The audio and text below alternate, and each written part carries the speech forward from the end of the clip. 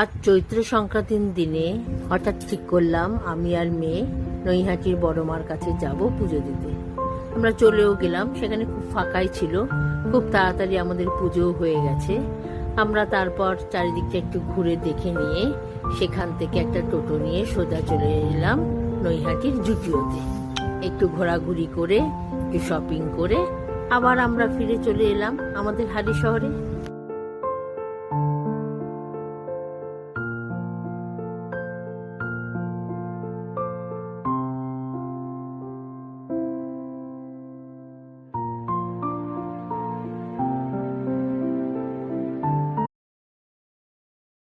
আজ চৈত্র সংক্রান্তির দিনে হঠাৎ ঠিক করলাম আমি আর মেয়ে নৈহাটির বড় মার কাছে যাব পুজো দিতে।